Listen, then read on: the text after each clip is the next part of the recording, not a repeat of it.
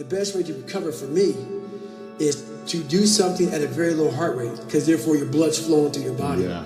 As your blood's flowing through your body, refuel it with the nutrients, because then your blood's flowing, the nutrients is going through all your cells in your body. All that glycogen is now flowing at a low heart rate. So it's not burning it, it's refueling it. Yeah. So every Sunday used to be that. And it kind of snowballed into, as human beings, we believe, like so many people, before I give them a workout plan, they're talking about recovery.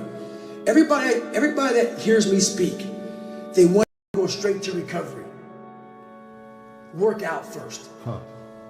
Work out first before you talk to me about recovery. How to recover, yeah. Work out. Human beings, we are always looking for, like whenever I talk to people, people take my words and they put it in a way to where they want to feel comfortable. This guy, you know, they want to put you in a box. They want to put a title on you. No, you're putting a title on me to make yourself feel better about yourself. If you read this book of mine and you see where I came from, this person was not built. This person was not made by God. Mm-hmm. This person was built. I made this person. I made this person by diving into the insecurities that life gave me. Because now they're yours.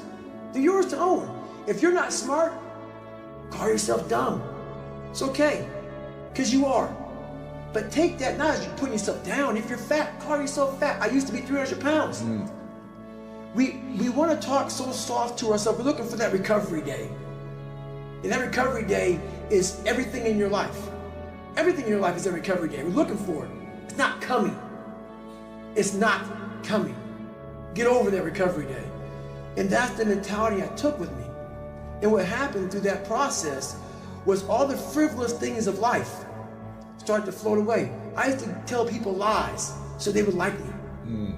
Because I was so insecure. When you start to build yourself up and start to have the one thing that we don't have is confidence. Yep. Real, authentic confidence from hard work. Everything else goes away. You no longer look to other people for your self-esteem. Validation. That's right. Yeah. You now know. I walk in a room now and I know the hours and years and decades I put into David Goggins. That's something, it's not on the wall. It's not a trophy on the wall. It's not a medal on your neck. It is actually a feeling in your heart. And people go, why don't you ever smile? I don't have to. Yeah.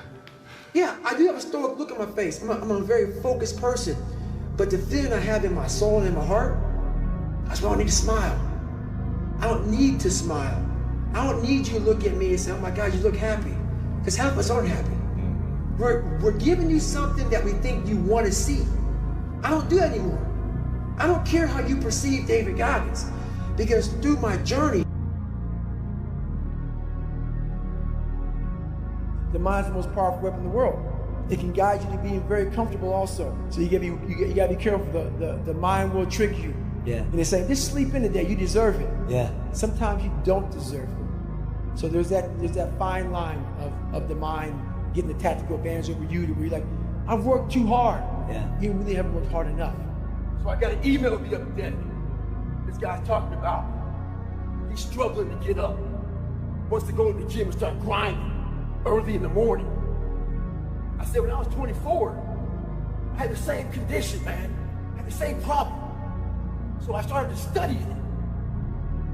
The more I studied it, I came with this crazy conclusion. I was just being a bitch. When I say bitch, it's not gender specific. It's a mindset. In Godlish, it means weak, soft, feel sorry for yourself. Get your ass up and lace them up. Stay hard. Journey, when I started losing weight, and I had so many bad days in my life. So many bad days from growing up, even now. Well, nobody fucking there but David Goggins. God was there, but God said, hey, motherfucker, I'm testing you today. And I'm gonna test you tomorrow. And I'm gonna test you again. I'm gonna let you alone, man. Pray all the fuck you want. Pray. Get on your knees, boy, pray. I'm gonna still kick your ass. So the more I realized this is my journey, and the more I realized, where's all my friends? They ain't fucking nowhere around. It was you. So you better figure out who the fuck you are on this journey. And those few people many people don't like you, so be it. But you first have to figure out you, because a lot of people die with a lot of untapped potential because they're trying to be somebody that they're not. Yeah. So I was able to figure out my own potential by figuring out me. There's some times where the mind gets overwhelmed and you cannot slow it down, but by these certain tools I developed, by not allowing your mind to get away from the moment. You have to think about the exact moment that you're in. But I saw when I was younger, the moment became too big. When it became too big, I spazzed out and I would quit. But now I don't think about even like an hour from now, I'll be eating. I don't even go there. Because then your mind, no, we must embrace this, because now you have to be a leader in this moment. It's not about you just getting through it. So now, another trick is this. If you don't think about yourself, there's no pain, which can also lead to pain later on in your life. But in these moments when you're struggling, if you are a true leader and you're worried about your men or women beside you, your mind doesn't care how cold you are anymore. Your mind's only worried about taking care of the men and women beside you. At the beginning of the year, a lot of you had goals, ambition, a lot of drive, a lot of motivation. Well, it's Easter. It's the middle of April. When I navigate, I put backstops out there to make sure I don't get too far off course. I put those backstops in my personal life to make sure I don't get too far away from my goals and my dreams. Look around you. There was no team. It was you. There was no weight loss program or mom and dad waking you up saying you can do it, you can be better, trying to build belief. You built belief when you had nothing. Rock bottom. I worked myself so hard that I turned a person this fucked up into this motherfucker right here. Not off of reading a book off a theorist, off of going to work on myself and saying, I don't know how to do this, but I know that to get over there to that side, I gotta grind myself into a fine powder. And I did it. I did it off of sure will. And very few people will know how that feels. Very few. I'm kind of a crazy guy. I overtrain for everything I do. I'm not a triathlete by any means. I just train. So my weekly mileage on the run is about 120, 125. And I bike about 200 to 250 miles a week. And I swim anywhere from 8 to 10 miles a week. So I'm a big ultra runner, is what I am. And everything else is kind of cross training. I'm in search for a feeling. I'm not in search for a trophy. I'm not in search for love. I'm not in search for more followers on Instagram or social media. When I started this journey years ago, and I realized that I'm going to be somebody, and I'm searching for a feeling of true victory for myself, and only myself. The second I shut out the whole world and realized that one thing, that I am in this world alone. I'm fighting this race by myself. Yeah, I'm all about people, I'm all about team, I'm all about that shit. But I'm really all about right now and in my life, just like you said, no one knows the real truth about me, how hard I really go. I don't care if anybody knows. I don't want anybody to know. I'm an introvert. I live an introverted life. And I love that about me. That right there is my fuel. Is I know that there's really no one out there grinding like me. And if they are, so be it. If I know about you, I'll make sure that I up my game. That's what the mentality is all about. My whole thing is a mentality thing. I figured this out. Most of us are only 1 to 10% away from greatness. But we think we're so far away from it that we never try. And once I started going down this journey, I started realizing that And those percents started to add up. And before I knew it, my mind started hardening, and I started passing so many different people that I thought were so far above me. And then before I knew it, man, I became a common amongst the uncommon. A lot of you think I don't have a job. You always say, I see it. If I didn't have a job like you, Goggins, I would work out all day. I got a motherfucking job. I work 16-hour days in the fire line. When I'm demoting, that means coming off the fire line, I work 20-hour days. I always get it in. On the fire line, during 16-hour days, still get them in. Lunch hour break, get them in. Any break I have, get them in. The excuse is, you want to make yourself feel better because you want to think that your life is so much harder than somebody else's. It's not. You're lazy. You don't want to put the effort in. You don't want to work at it. There were so many times in my life growing up I wanted to fit in. And I wanted to be part of a group. And I didn't have any want. And I didn't have that desire. So when you're trying to fit in, when you're trying to be cool, when you're trying to be whatever the hell it is, without having that internal dog, that fight, when things get hard in life, When I was in the military, I went to this school. It was all about projects. They give you a wheelbarrow with 5 people, but the wheelbarrow had no wheel. They give you big ass cinder blocks, 2x4s, and you had to get all that shit from point A to point B at one carry. They wanted you to get creative. When I was born with all kind of heart issues, lung issues, bone issues, so I had to get creative. I didn't have a lot to work with. A lot of you use that as a fucking excuse. You don't have a lot to work with. So you want to die all preserved. Make sure you die being used up. Find out what you have and get maximum potential out of that motherfucker. Stay hard. we are leaving a lot on the table. My book is called Can't Hurt Me. Why is it called Can't Hurt Me? Life isn't fair. We have to understand that. It shouldn't be fair. It's a trial ground, it's a testing ground. It's built to make us harder. It's built to make us as strong as we can, to test us, to drive us. So, mentality is the only thing that gets us through life. I was an underdog. We are all underdogs in life. Even the baddest person in the world should think that way. So you should always have I've never arrived mentality. And the can't hurt me mentality is no matter where you come from, the sewer or wherever you think you're from. When I got out of the sewer, I got to the road and looked around and said, can't hurt me. Nothing should be able to hurt you. If you believe that, it starts to become true. The biggest misunderstanding about David Goggins of all time, it's like whether you believe in God or not, I do. He put this lab rat, which is me, on this planet and said, let me fucking see what a beat up, abused kid who can barely learn, who has a twisted body, messed up genetics, sickle cell, this and that. Let me give him everything that pretty much disqualifies you from the military. But back then, it wasn't estrus. And let's put him in this and see what comes out of it.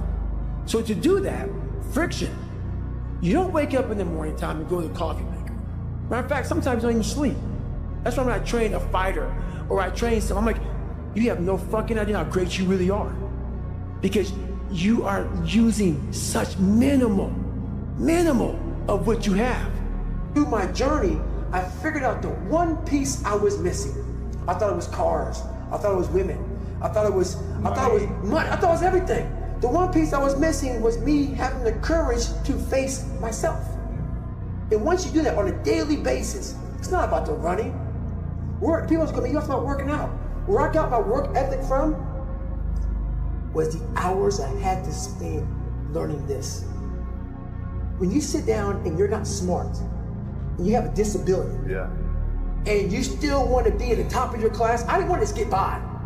When I realized that I can learn through hard work, and I can beat the valedictorian in school, but I got put in 10 hours more a day than he does. You know what kind of strength comes from that? When you're sitting down, that guy, that valedictorian studied for an hour, and you know I caught you.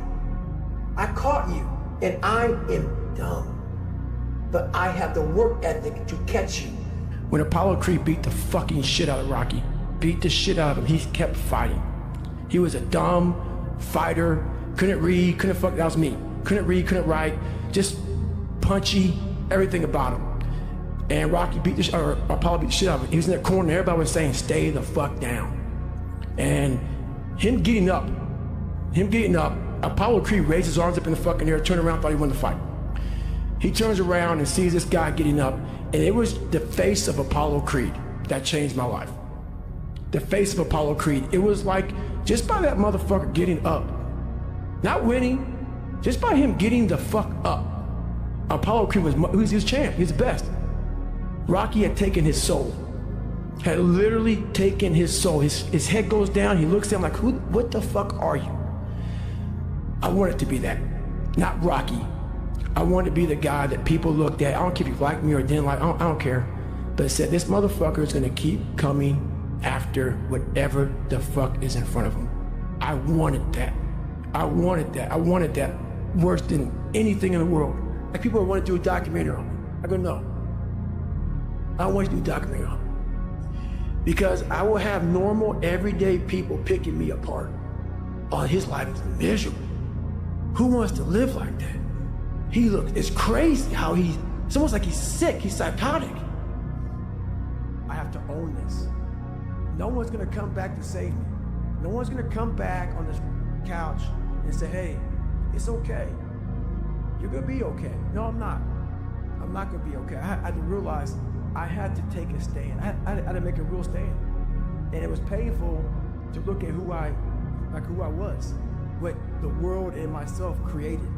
It created a very lonely, depressed, insecure man that would do anything just to have a friend. I wasn't that smart, so I hid there. I hid because I was only a black person. I hid because I wanted to be special. I was constantly hiding from these groups of people because I wanted to be accepted. And the more I hid, the more David Goggins became nothing. There was no David Goggins. I was you when I was around you. I was Mary around Mary. I was John around John. There was no David Goggins. This is when I realized I was alone on this earth. I have God alone on this earth, and I have to fix everything. So what changed my whole mindset, really? I was thinking, like, why the hell did God put me here? What am I doing here? If you have that mentality, you could be nothing. You have to believe that you are here for a reason. That there's some reason, me getting beat up, me getting tortured, me being bullied, me being born with no foundation, me having to figure all this shit out on my own, figuring out this indestructible mental toolbox, had to be for a reason. And my reason, I believe now, I know for a fact, was to unlock the code of human potential. And for me to share that with people. I no longer wanted to be a victim in my mind. I wanted to dominate when most people would refuse to dominate. I wanted to dominate under the most harsh environment. I had to stop thinking normal. I had to stop thinking normal. I can no longer be a common man walking around doing common things. I said, I'm gonna die trying. I don't give a what it does to me. I don't give a if I break myself off. I don't care if I lose legs. I don't care if I have stress. I don't care what it is. I don't care how much pain I go through. I don't care, but this reflection in the mirror will change, or I will die trying. I will die. I will not look at this guy in the mirror anymore, because I can lie to you right now. I go back to that mirror every night, and I usually shave my head almost every damn night, and I gotta sit there for 15 minutes and look at myself in the mirror. And that reflection is telling me everything I'm not. And it starts to, some of us are allowed to go away from that. I was haunted. Every day, 24 hours a day, this voice would be in my head, hey, mother, you ain't shit. This is what you're gonna be the rest of your life, man. To the point I said, you know what? I'm gonna break myself off, man, trying to fix this person. And I made the decision to go all the way in. And a lot of us have this mindset of balanced. But if you want to be part of that 1%, I'm sorry to say, you gotta throw that balanced shit in the wind. The only way you can do it is if you go all the way in. So the thing about it is, the unbalanced mind allows you to do everything at a level that most can't even fathom. They look at you, they see you grinding and grinding and grinding and grinding, and while I figured out the one piece I was missing. I thought it was cars. I thought it was women. I thought it was money. I thought it was everything. The one piece I was missing was me having the courage to face myself. We all have a story. And I believe that we're all teachers. We're all teachers. And if you don't learn something and get back like what you learned, what's the point of living? You're wasting. Yeah, you're wasting. You have all this knowledge of what you learned. Some people may think you're crazy. Some people may put a title on you, but it is those few people who are like, you know what, I need to hear that. Mm-hmm. So you have to put yourself out there. The hardest obstacle was myself. I started realizing more and more and more that all these people were gone. What was haunting me was me. I can't control my dad. I can't control the people calling me. I can't control all these things, but they were things that kept me down. It started becoming my reality. My reality was what they made it out to be. And I became the most important conversation you'll ever have with your life, in your life, is when you have yourself. Mm-hmm. And my conversation was absolutely horrifying. What were you saying to yourself? I'm dumb. I'm nobody. My dad was great in mental warfare. A drunk, insecure man will make everybody around him feel like hell. Yeah. Because he wants to give you no power. And that's why he was so mean to my mom and myself and my brother, because he didn't want anybody to get above him. Mm-hmm. He wanted to keep you down low. So when you're growing up with all of this stuff, all this hate, and it wasn't the beatings. I could hit the beatings all day. It was a mental torture. So when, at a young age, your parents put a dialogue in you of confidence or you're nobody. So that voice in my head was, I'm a loser. And then it was confirmed when I got in school, and in third grade, I was falling behind. They want to put me in a special school, with kids who can't learn. Right. Then it was confirmed what my dad was saying. So that confirmed it. Then I started cheating. So I started realizing, you know what, I'm taking the easy way out again. Yeah. And it started snowballing from there. Now the kids are calling me. But it wasn't all the kids. So what happens is, you start to get this picture that everybody hates you, because your reality becomes so big that you can't see the clear picture. It might have been 3 or 4 That's kids it. Doing it over and over. Right, but it was the whole town. Yeah. Everybody hated me. So the world hates me. That's right. Yeah. And that's when it became toxic. And that is where I became my worst enemy. And once you do that on a daily basis, it's not about the running. People's going to be, you talk about working out. Where I got my work ethic from was the hours I had to spend learning this. When you sit down and you're not smart, and you have a disability, and you still want to be at the top of your class, I didn't want to just get by. When I realized that I can learn through hard work, and I can beat the valedictorian in school, but I got put in 10 hours more a day than he does. You know what kind of strength comes from that? When you're sitting down, that guy that valedictorian studied for an hour, and you know I caught you, and I am dumb, but I have the work ethic to catch you. That's where David Goggins got really invented. I got to invent a motherfucker that can. So I invented Goggins. I invented a motherfucker that realized we're not good enough. But Goggins realizes we're mentally strong as fuck, and we're gonna outstrength these motherfuckers in the mind. I realized once I was talking to myself the right way, and all this shit wasn't in my mind, wow. I went from this piece of shit kid who thought he was dumb, not successful, insecure, who stuttered when I first saw somebody, to a person who can now do all these things just because I now control my own mind. We all live in this world where our brains are keeping us in this box. Outside that box, on the other edge of suffering, which is on the other edge of that 40%, is a world that's endless of opportunity. But we are afraid to go outside that box, because in that box is comfortable. That's where all of our nice stuff, That's where the nice 4-lane highway's at. I know where the restrooms are at. I know where the gas stations are at. Outside that box, man, God gives you a shovel and says, man, start digging. That's not fun.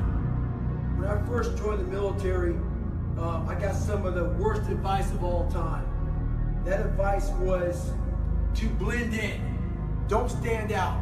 Make sure that, you know, if they don't volunteer for anything, don't do any of that, you know, exceeding the expectations, trying to be your best.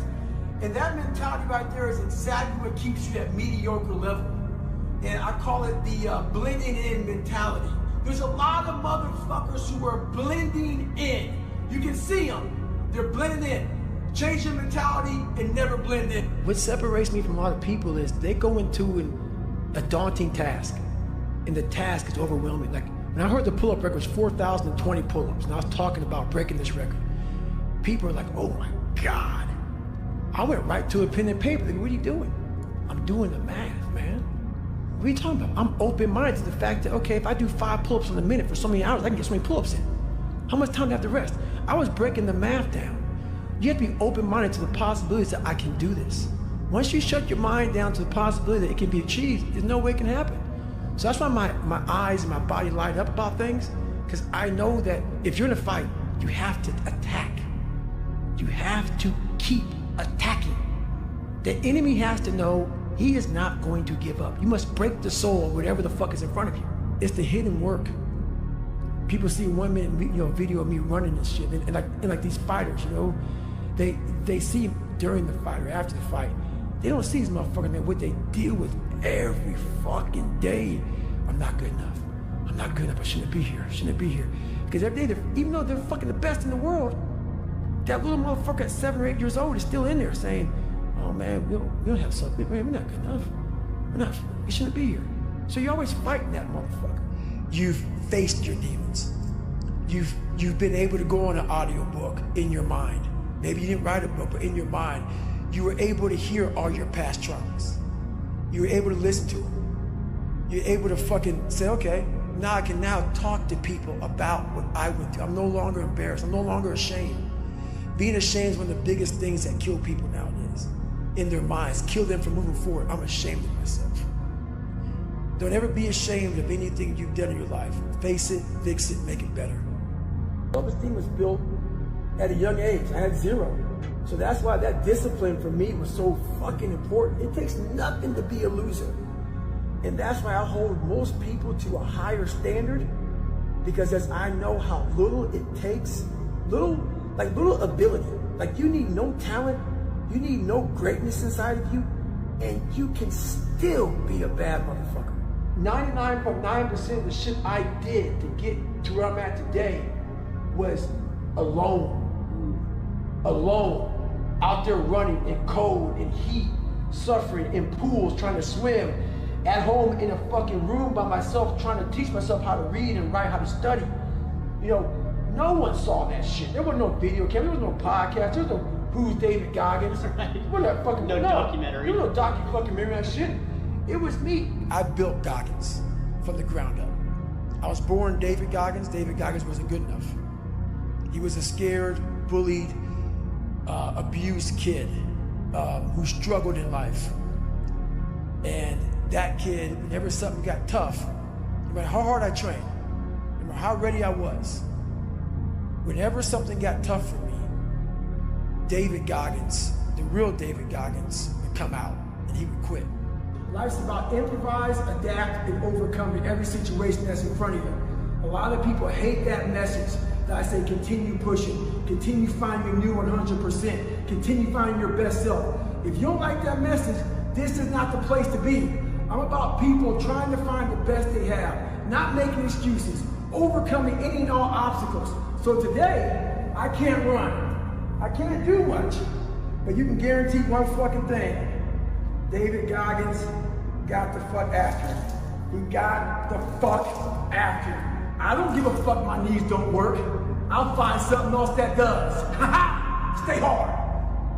Trying to find your why is another way of procrastinating, taking fucking action. So, the question does not end with why. It starts with why.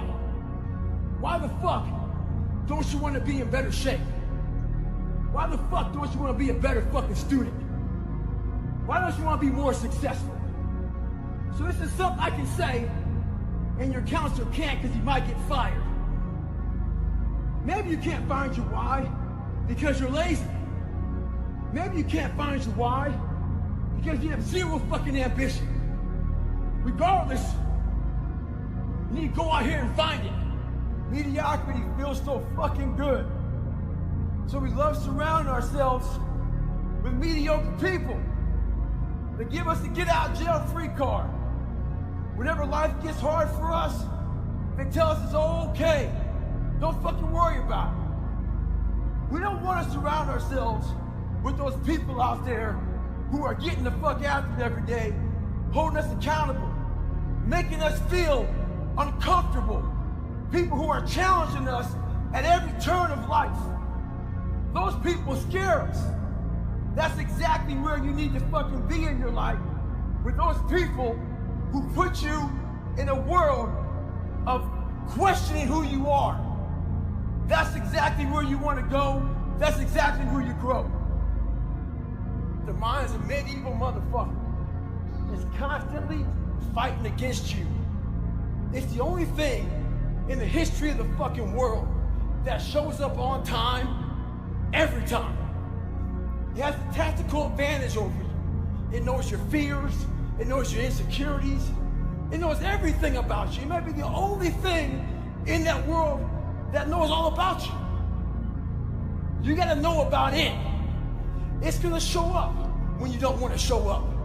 It's gonna show up at the worst time possible when you wanna be successful. It's gonna say, take the easy road. Take the easy way out.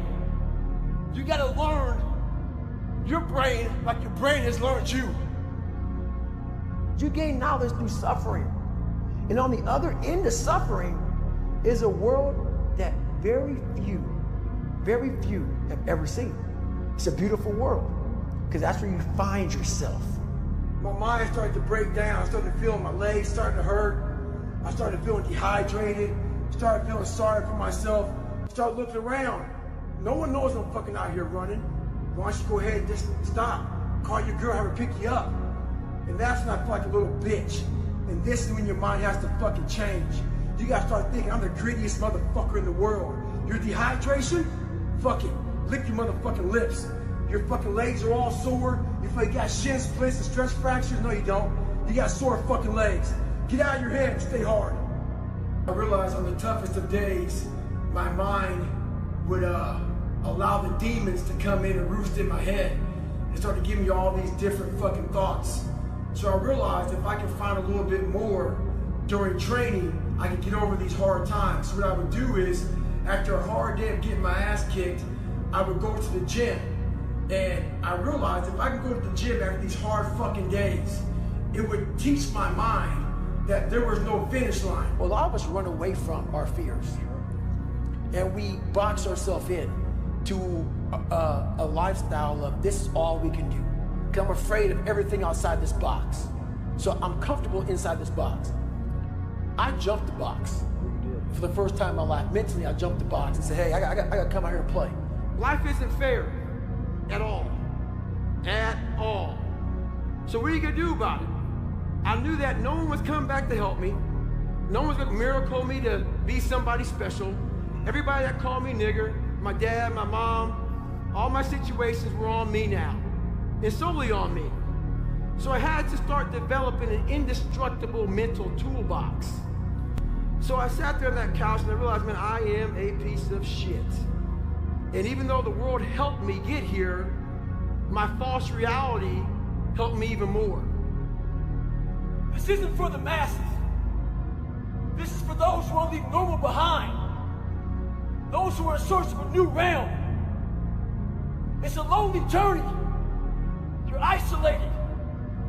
Those who used to keep pace with you will fall off. They'll see where their world ends and yours begins. Your ability to suffer, endure, outwork must be greater. You must be willing to extend yourself to the limit. with no guarantee of success. Every day, you must ask yourself, did I do enough? We are in control of our mind. We believe it's the other way around. No, we put in our minds what we should do, but we believe our mind is telling us, it's giving us all this feedback. We have to reprogram it and tell us, no, we're good. We're good, we got this. This sucks, but it's okay. I don't see failure. I see grit, determination, drive, sacrifice. Failure means you're trying. A whole bunch of people out here never fail because they never tried. He said, how do you handle failure, Goggins?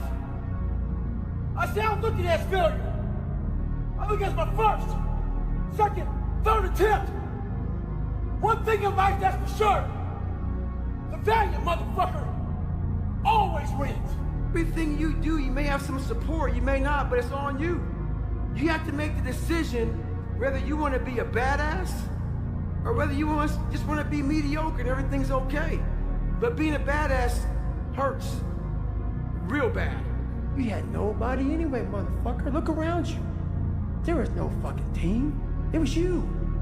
There was no weight loss program or mom and dad waking you up saying you can do it, you can be better, trying to build belief. You built belief when you had nothing. Rock bottom. What you need is the one thing I talk about in my book, which is straight up, brutal work ethic. You have to be willing to outwork everybody in the world. You can achieve a lot of shit if you get off your ass and you start moving and you start motivating yourself. Start becoming a self-motivator. Life isn't fair. We have to understand that. It shouldn't be fair. It's a trial ground, it's a testing ground. It's built to make us harder. It's built to make us as strong as we can, to test us, to drive us. So, mentality is the only thing that gets us through life. I'm trying to build people up. I'm trying to armor their mind. I'm trying to get them the belief. Because this world we live in is tough. It's tough. It will beat you down. The world and the life that we live in is the ultimate competitor. It will try to take you out. It will find your weakness and it will fucking just hammer you. So if I can help you build belief, build confidence to the point where nothing can hurt you because you know exactly who you are. Wake up, get after it, live what you're saying, and then it comes, people can see. When I talk, the reason I talk so fucking just passionate, because I'm reliving my fucking life. I'm reliving this morning when I got up. I didn't want to do that shit. I'm reliving everything I did, and I can't speak to you like all calm and shit. Shit sucks. So what's your fucking excuse? Is it too cold where you live? Is it too hot where you live? Does it rain too fucking much? Now it's time for some real fucking talk. Maybe you're the only black person applying for a fucking job. Maybe you're the only female, whatever the fuck it may be. Maybe that shit's in your fucking head. Maybe that's your excuse for not being better. Life's a real big fucking picture. When I was young, all those things got in my head. Black, fucking not smart enough, single mom, all that bullshit owns space in my head. If you're allowing people and things and situations to own space in your fucking head, you're losing. Last thing, life's one big fucking head game. You play with yourself. If you lose, it's because you allow life to get in your fucking head. I don't judge people. That's why I don't judge people. Man, you don't smile, look so hard, look this. Read my book and don't forget where I came from. It's who you are. You have to undo that shit. And no one came down and trained me on how to be happy, how to find peace, how to do this and that. That's why I'm so glad I found it through suffering. The greater the suffer, the greater the peace I found. A lot of us don't believe that we're free. We live as prisoners in our minds. You don't need to be in the military to be a warrior. You gotta realize something. A lot of us are familiar with the economic recession. We can't do shit about it. But what we don't realize is this. We're in a fucking mental recession. It's time for us to realize that we need to fucking attack. We need to attack whatever's in front of us. A lot of people are getting weaker right now. It's time for us to get stronger. Fight that middle recession. Yeah. Was at a kitchen table with 20 spiral notebooks that were empty.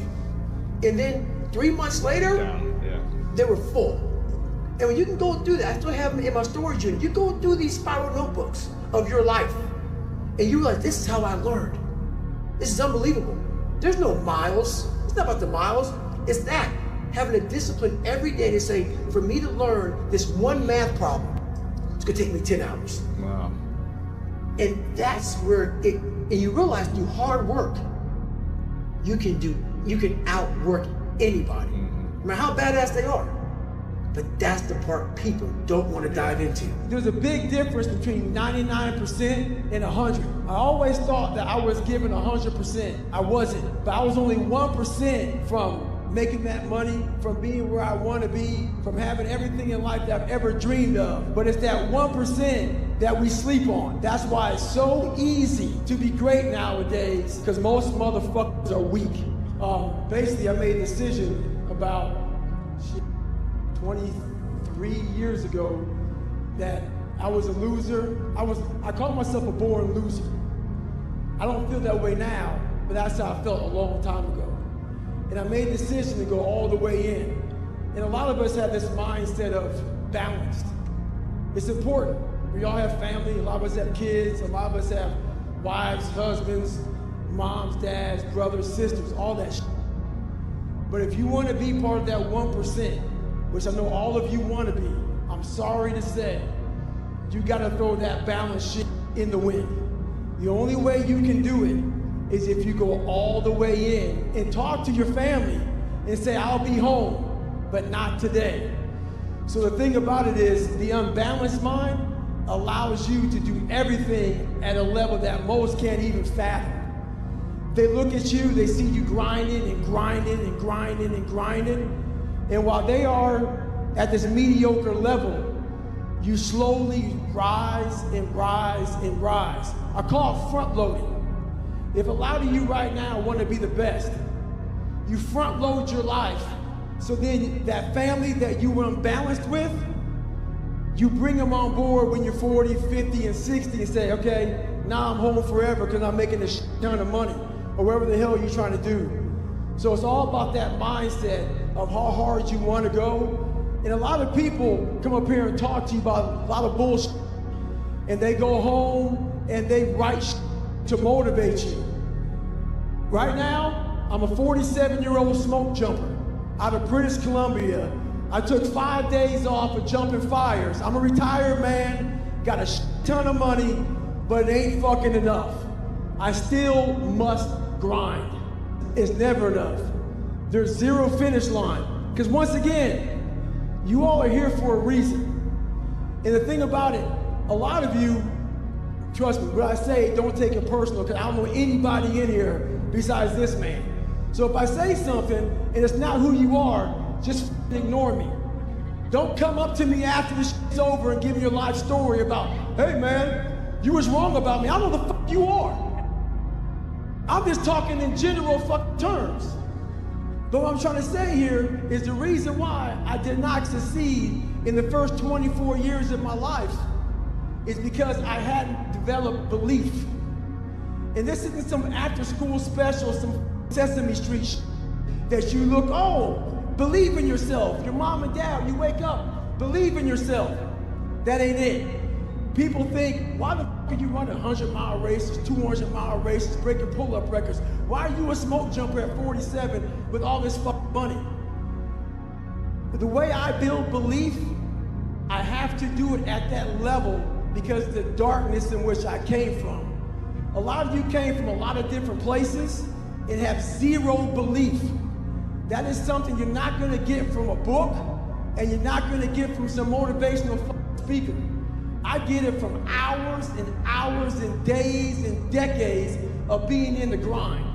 So when my time comes, when I fail and I fail and I fail, I go back to that big ass belief that I've built myself, and I know I will make it. So whatever your belief is, however you gain that belief, I gain mine by going into the damn dungeon and staying there. So whenever I need that shit, and I'm getting my ass kicked, I go back into the belief jar, pull out that belief. So whatever you guys got to do that is a necessary thing to do.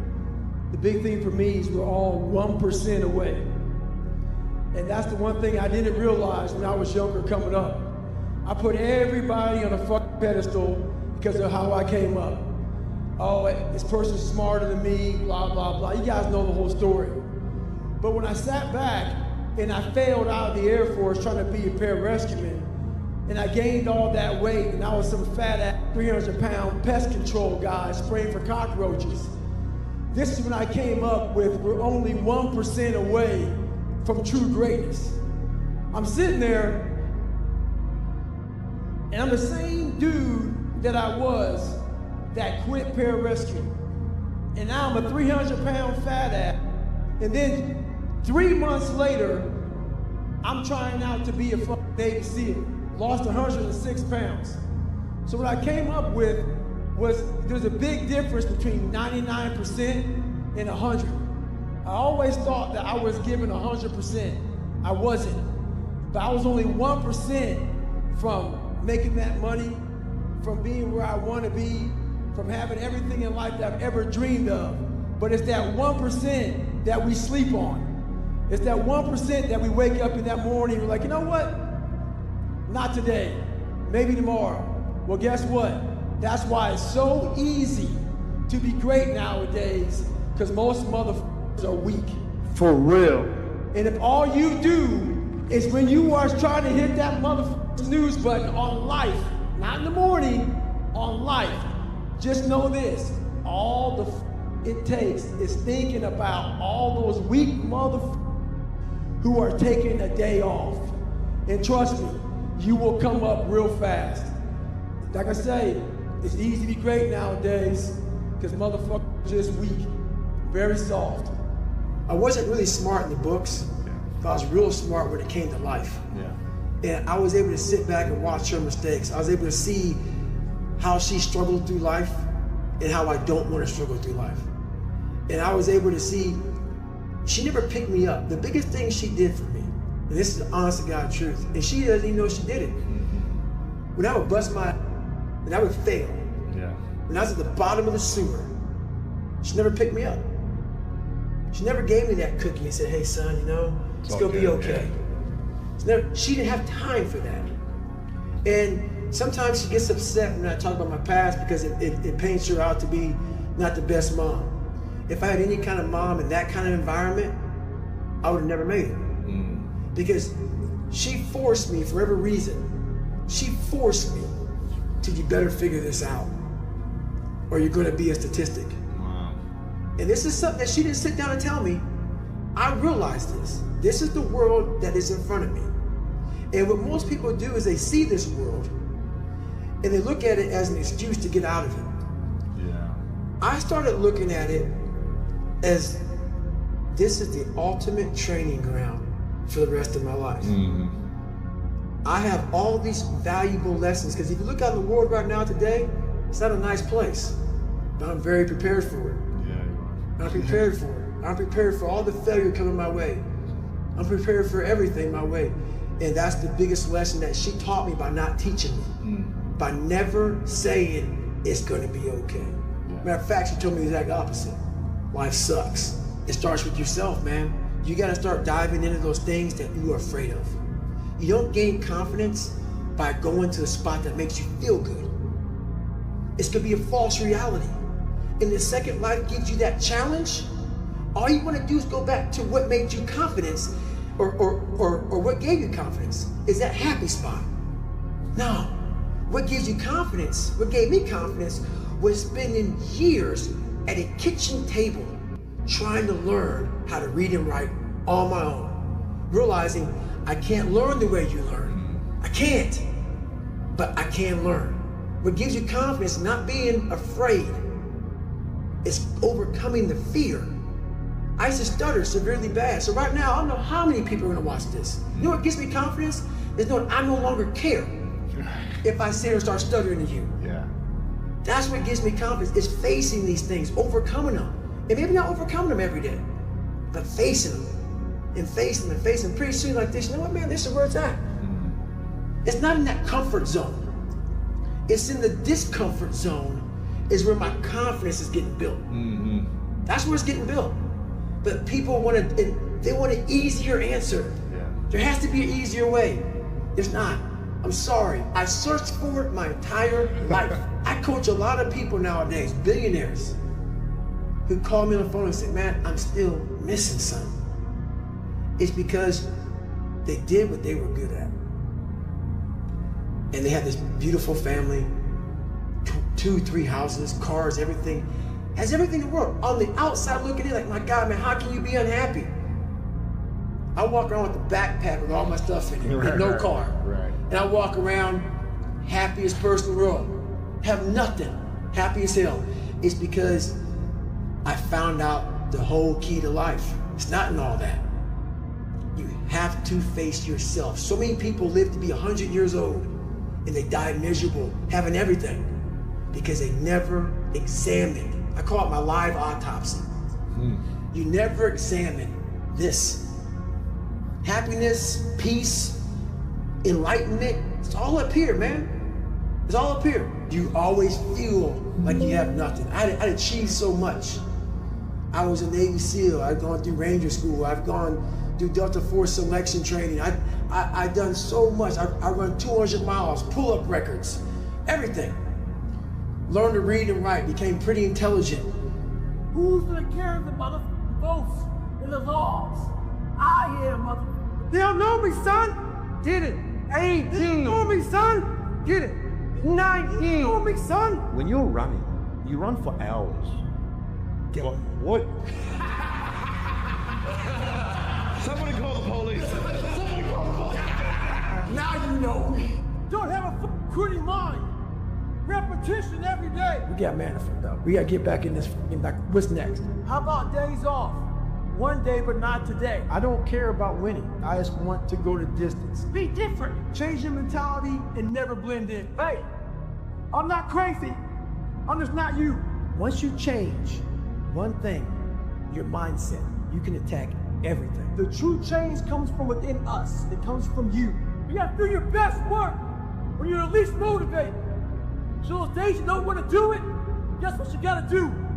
You gotta suck it the f up to do it. So when your plan fails, when those posted laws get too heavy, when you get knocked the f down the f canvas, when everything falls apart in your life and your plan is f up, what the f are you gonna do? There's only one motherfucking option. Stay f hard. So you want to be normal. So you just want to be like everybody else that roams the world, not knowing the power that's in them. Being fine with being mediocre. You're gonna go back to who you were, huh, David? I'm like, fuck that, man. I'm always preparing for like not being a bitch. Every day, you must ask yourself, did I do enough? You gotta go back to old school, which is there's no secret. Yeah. It's just hard work. There's no magic pill or a magic potion. All you can do is outwork the man that God created or woman in you. Everybody goes, what is your secret, man? What's your secret about business? What's your secret about this? What's your secret about that? You don't want the answer. The answer is, you see these hands? The hard work, man. There's no hack, bro. Do it, and do it, and do it, and do it. That's the hack. The hack is go suck. Get up, motherfucker. You're not good enough. You gotta work harder. You haven't put enough time in. You need to work harder. You need to discipline your mind better. We need to help people more than just saying it's okay. It's okay that you're not willing to help yourself out. That's not okay. It's not okay. It's not acceptable. Even though it's your life, if that's acceptable, that's unacceptable. And there's a lot of people in this world, me included, that if I accepted that, I wouldn't be anywhere. As a boy, your nuts fall. But what happens in life is that we think they stay down there. If you don't handle self-doubt, insecurities, imperfections, jealousy, all these things, allow people to bully you around, your nuts start to retract back up. Insecurities, they end up here. Self-doubt, all this shit, before you know it in your chest. You end up with chestnut syndrome. How you fix chestnut syndrome is you gotta man the f up. Hit your chest, send a signal to your mind that you're the man to f up. And they fall back in your sack. Once they fall back in your sack, you sack it the f up. Hey, okay, relax. Just relax. Can you find your balls? Once you locate those, I need you to grab them. After you grab them, I need you to go find some shoes. If you got some shoes, you can go walk. You can go run. As far as the gym you can't find, do you have a floor where you live? Do some push-ups. Do some sit-ups. We're waiting to find purpose. We're waiting to find why. We're waiting to find all this shit before we start. The thing about it is this. Start now. So when you find your purpose, you find your why, you can get after it. When I was in the military, we call these instructor-led runs. Most of the time we knew the start and end point. So on the way back, I started seeing people getting happy and shit because the end was near. But there were some asshole instructors that would hear the happiness and go right on past the end point. When that happened, everybody stopped talking. Heads would stop dropping. And I started taking fucking souls. At that time, I knew what happened in their minds. They were living off the hope factor. They hoped the instructors would stop running. They hoped the water was never cold. They hoped the weather was fucking good. I don't live off that hope shit. I wish the water was cold. I wish the motherfucking instructors keep on fucking running. I wish for fucking rain. When the end is unknown and the distance is unknown, that's when you know who the fuck you are. A lot of us are wasteful, but we're wasteful who we are in life. It's important to train that motherfucker. Pull that toothpaste out and get all you can out of yourself. What the fuck are you waiting on? We sleep 1/3 of our fucking lives, and we think we can take fucking days off. We think we have the right to sit back and give ourselves options on which way we're gonna go in life. Am I gonna run today? Am I gonna work out today? Well, it's Christmas. It's New Year's. It's my birthday. Do you think time gives a that it's Christmas, that it's New Year's, that it's your birthday? You're giving yourself too many fucking options. Let me tell you one thing. Time is running out. You keep on sitting around wondering what the fuck you want to do. You're just gonna run out of time. So make sure you do one thing. Stop following the crowd. That may take time off, but you can't afford to. We're all being tested. And that road to success is a bumpy ass road. Has potholes, nails, detours and shit. Yeah. A lot of you are gonna die with a nicely preserved body. No plates, no bad knees, no bruises, no scars. You also have an empty resume. And this is when your mind has to change. You gotta start thinking, I'm the grittiest motherfucker in the world. Your dehydration? Lick your motherfucking lips. Your legs are all sore. You feel like you got shin splits and stress fractures. No, you don't. You got sore fucking legs. Get out of your head and stay hard. In life, it's a true statement. We have hard times. We hit turbulence. We fail. We fall on our ass. We have divorces. We have all kind of bullshit that happens.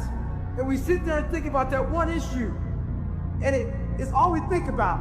And we forget to fly the plane. The plane is us. We forget to focus on everything in life. Our habits, our goals, our destination.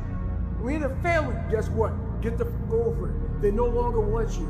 Maybe you failed a test in school. You worked your ass off. Guess what? You failed the test. Get over it. Move past it. Learn to not let life hijack your brain. At work, you've been working your ass off for that new promotion. You don't get it. Someone else does. Maybe they kiss better ass than you do. Guess what? Get over it. Life will hijack your mind if you let it. Don't allow all these things to make you a lesser person.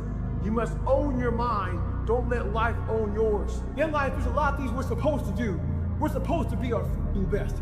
We're supposed to get up early. We're supposed to work out.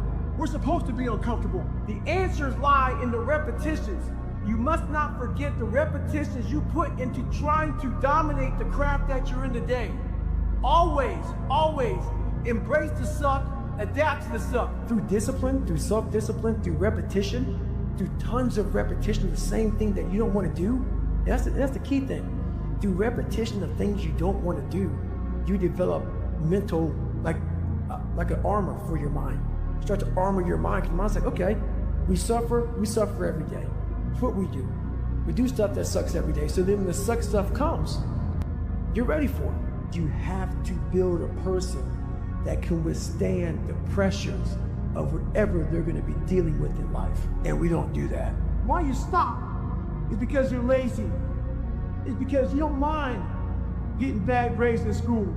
It doesn't bother you enough to be mediocre, to be average, to sit around and watch people do great things. You don't mind it. So there's your answer.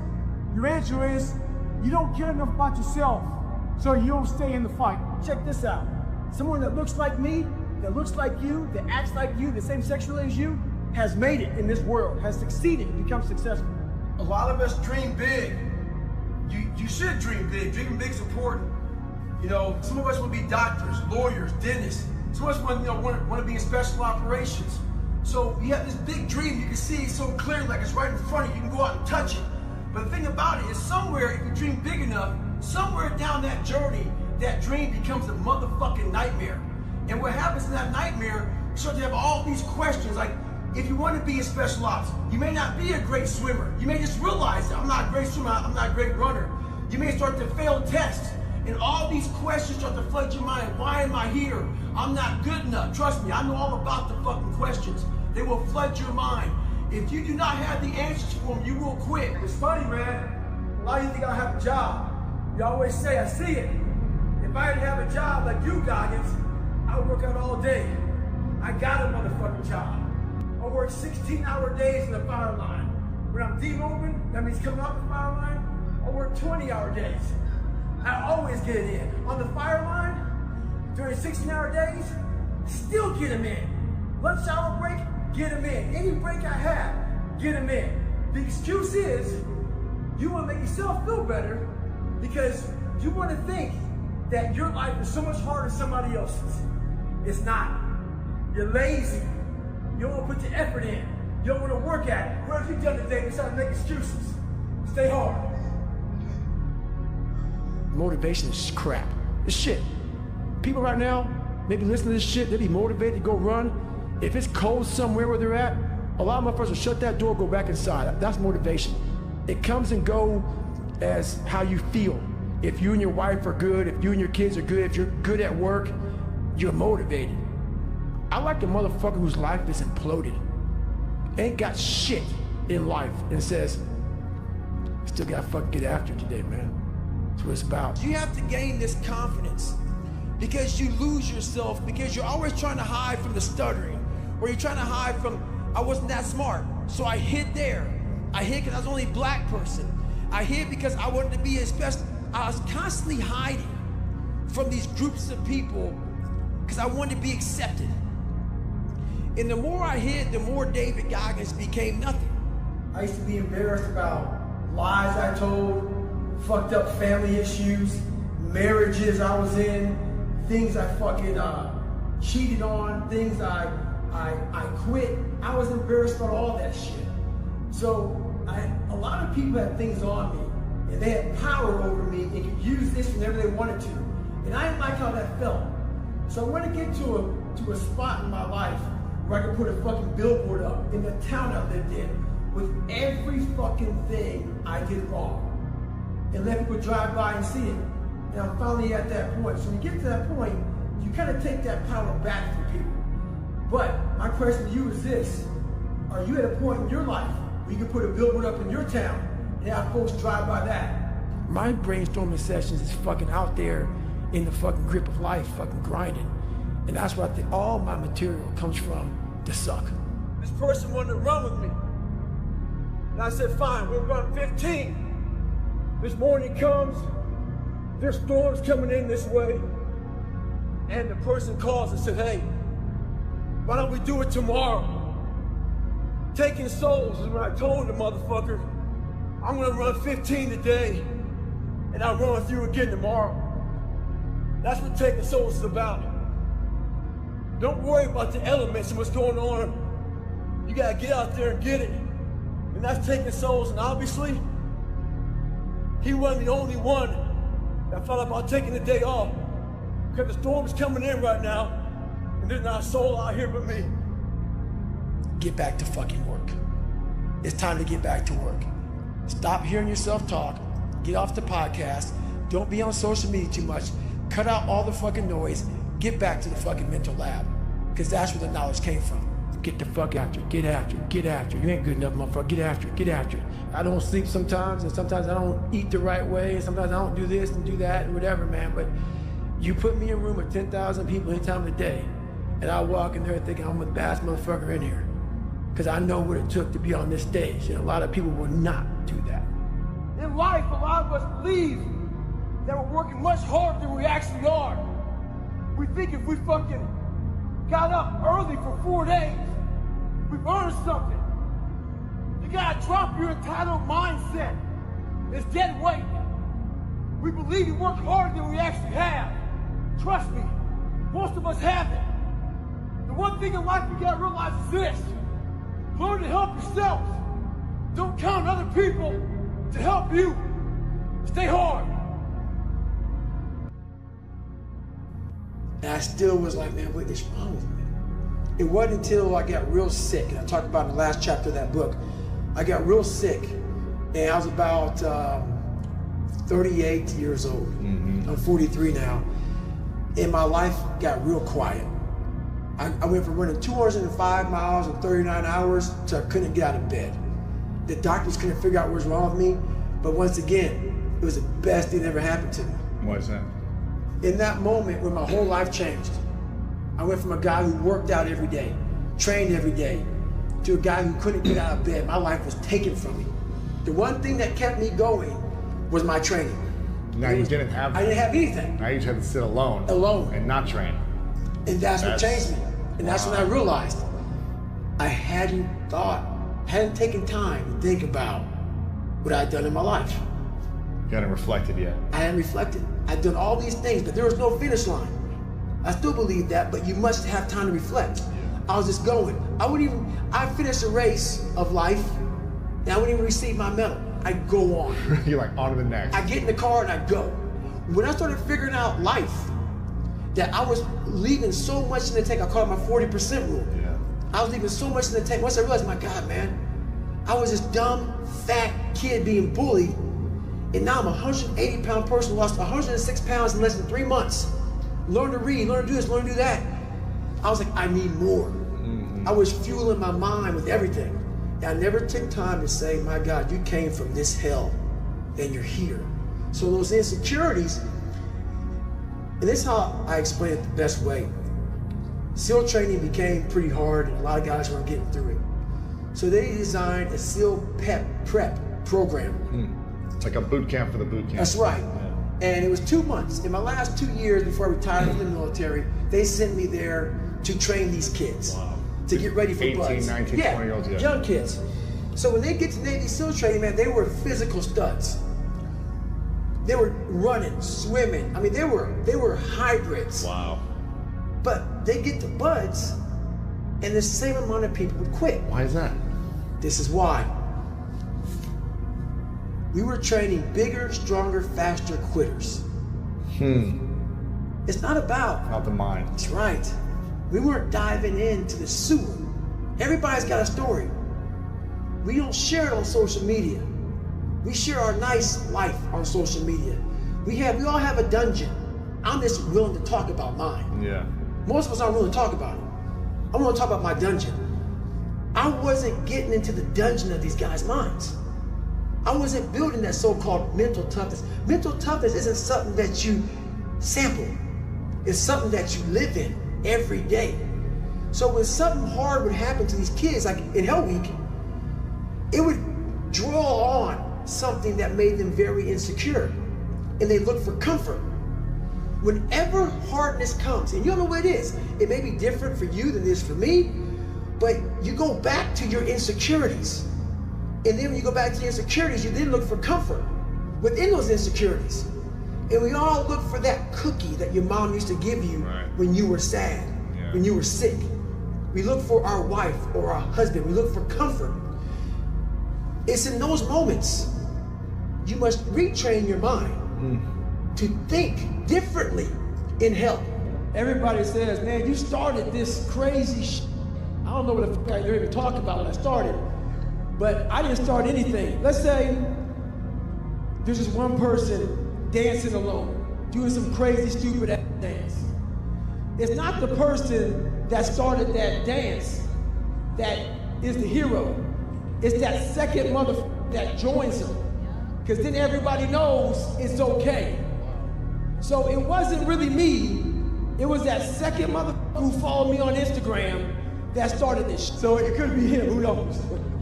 But see, that's the thing about it. So you guys right now are following his lead. That's how this starts. It's never the leader. It's always the first follower that starts all this shit. Everybody in this stadium has a savage mentality. It's a primal instinct, whether you believe it or not. We all have it. I'm trying to hurt every mother feelings in the world. Anybody who thought I wasn't gonna be somebody, it's never enough. Like a dog. I got a little bulldog at home, and I can't feed that mother enough food.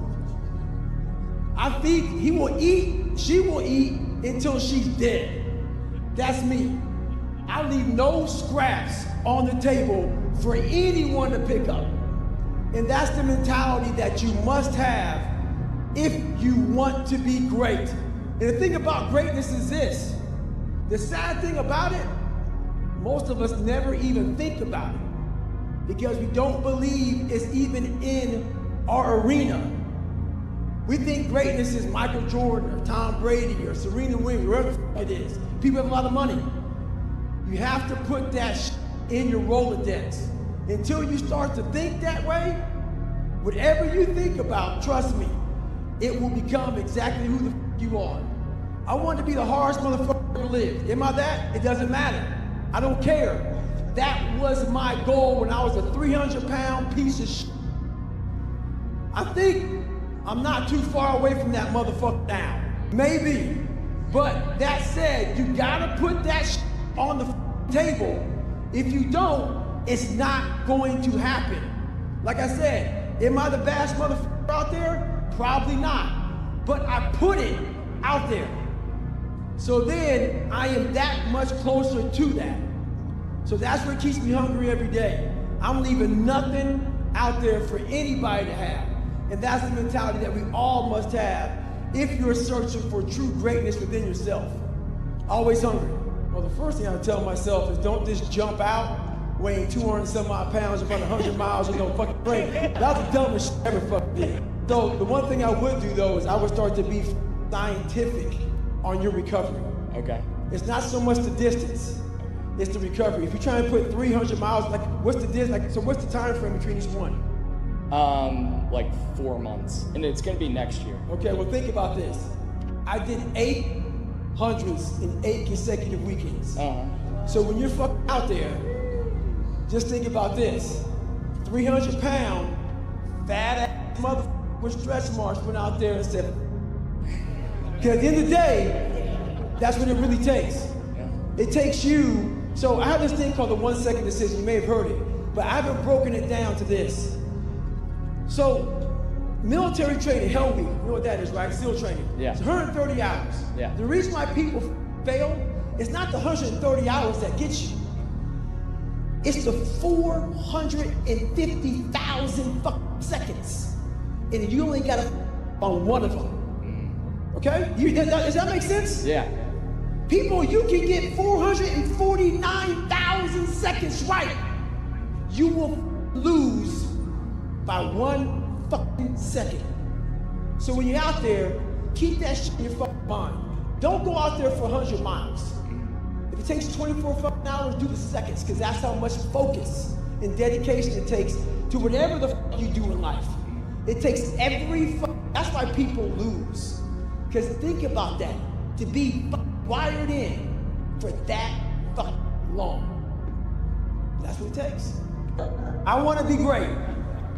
And I have a thing called the foxhole mentality.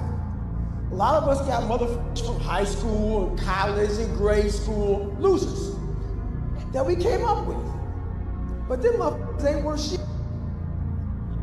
I can't have you in my foxhole, man. It's a fighting position. I'm going to fucking war now, man. I'm going to war every day in my life because I want to be fucking great. I can't speak this way to everybody because people take it so wrong and so sensitive. I'm telling you right now, man, empathy, there's a spot for it, but not when you're trying to be great. The thick skin, the tough way is the only way.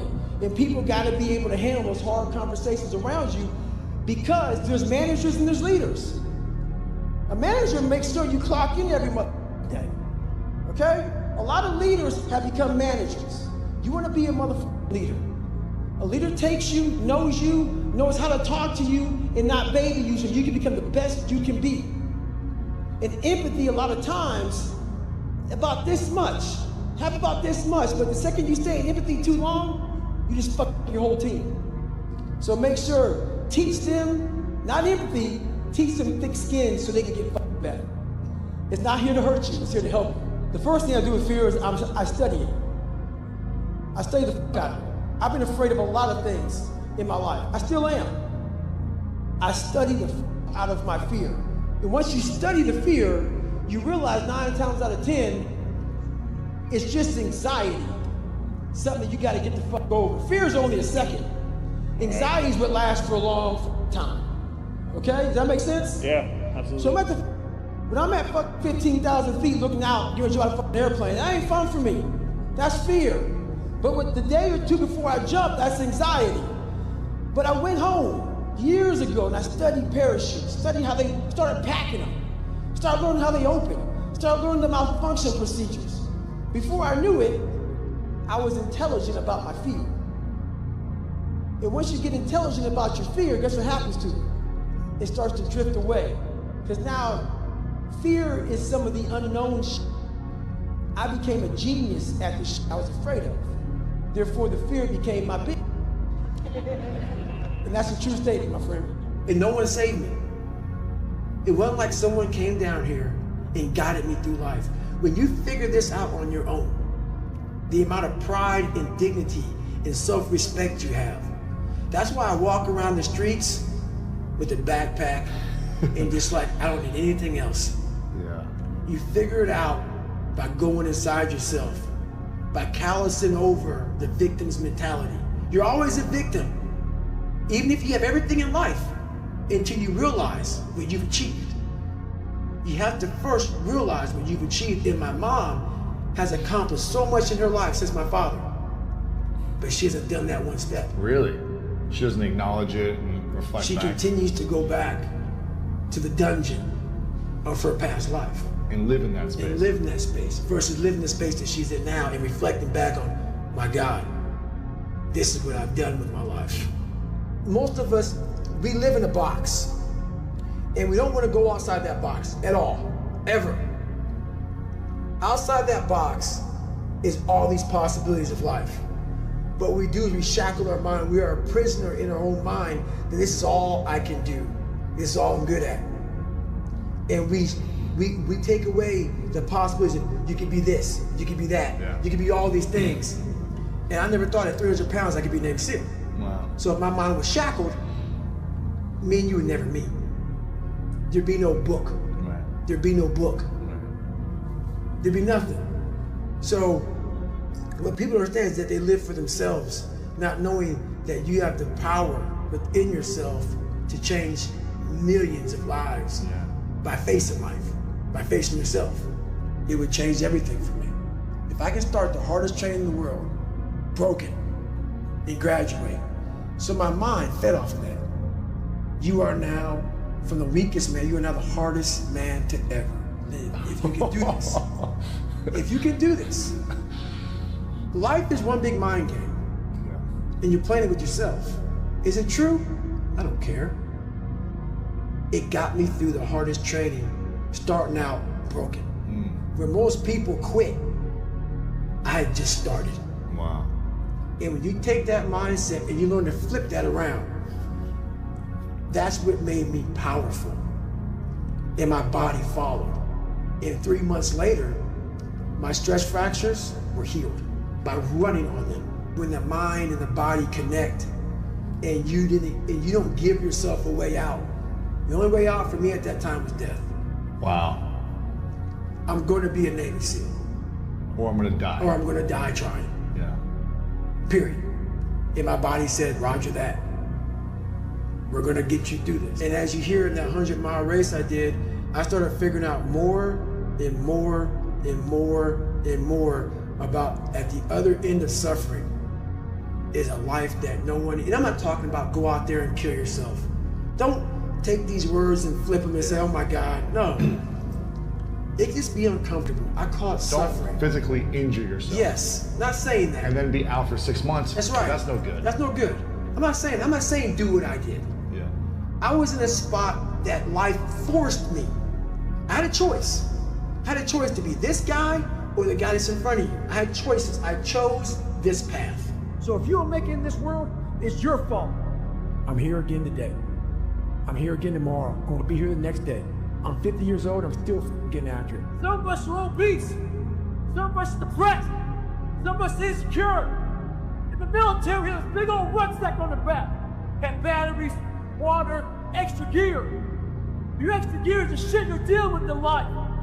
And the only way to overcome it is for you and you alone to face it. All the energy and fuel you need is right in yourself. It's all there. You got a lot of stuff to do to overcome. And that's where I found it. I found it right there in my own insecurities. I found drive in my own insecurities. And that's the most powerful thing in the world. When you can find drive in your own doubt, fear, insecurities, you become very unstoppable. And all I did was I picked up that shovel, and that shovel, I made my own path. And you may have big boulders and shit. They may be getting 200 miles up the road faster than you.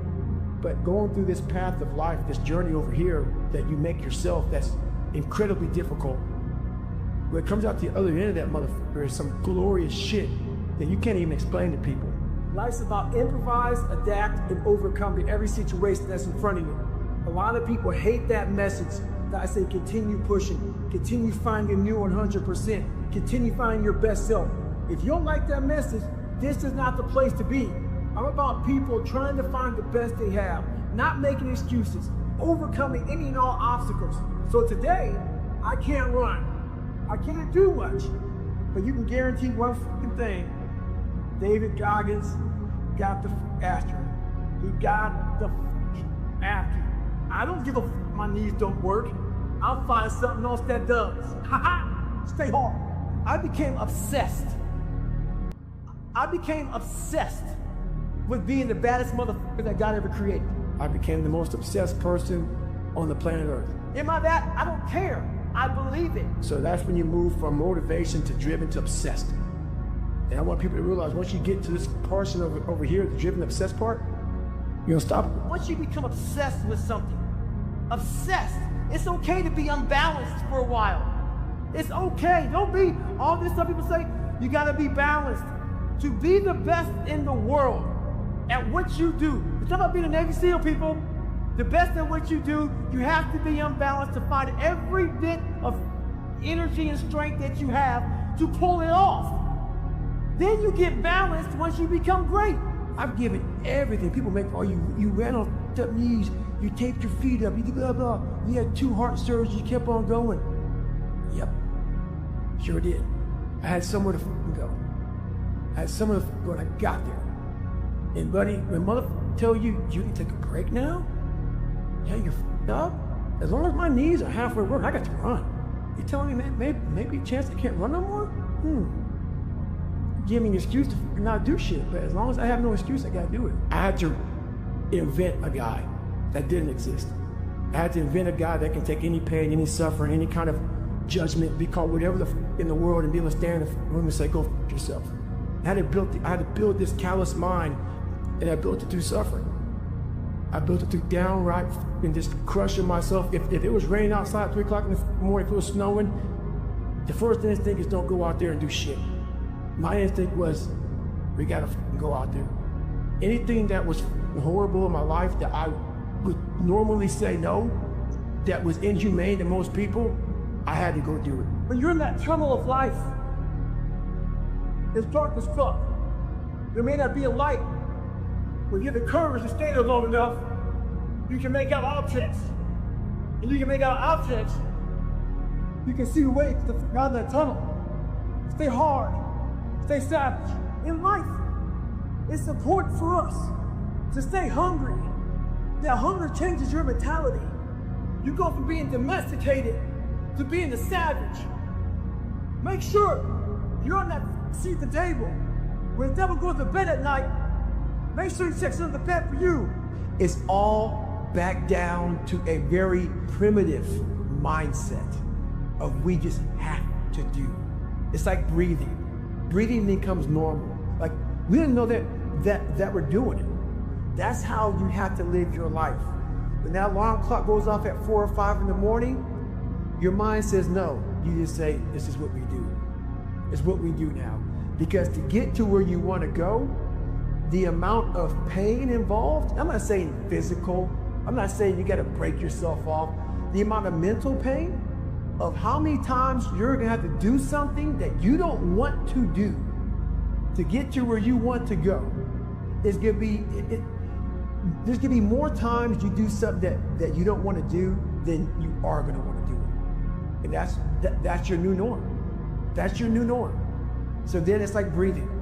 And then once you do this over and over and over again, it becomes like breathing.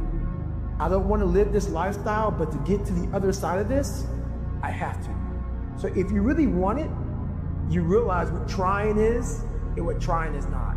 The barbaric life that I live, that you have to live, the almost obsession that you must have to be great, you can't put that shit in the book, bro.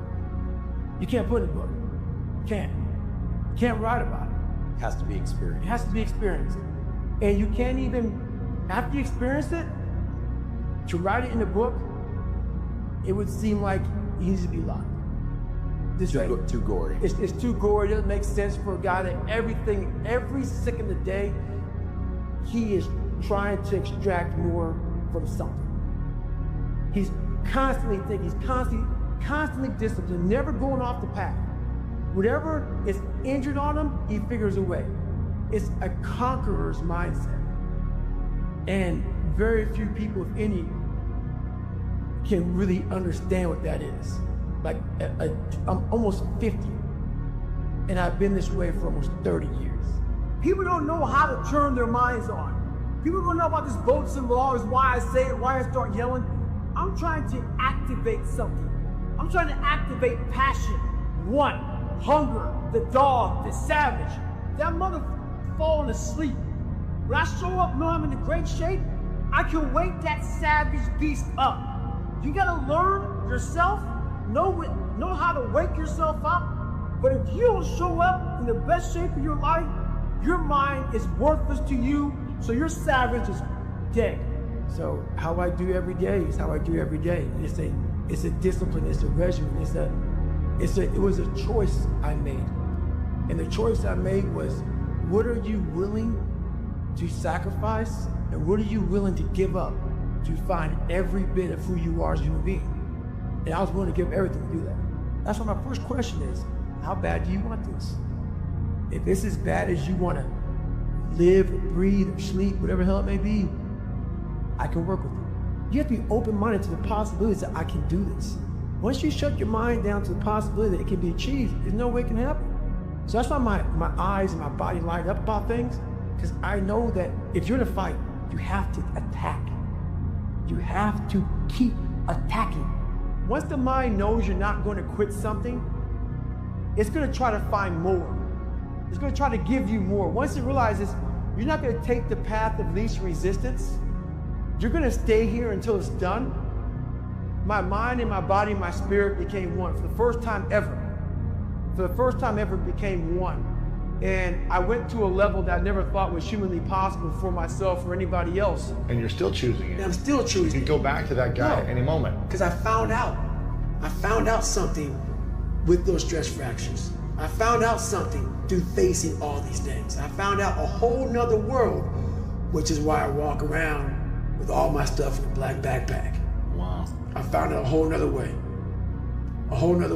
of no matter how far you get in life, you have to be able to go back to scratch in your mind at a moment's notice.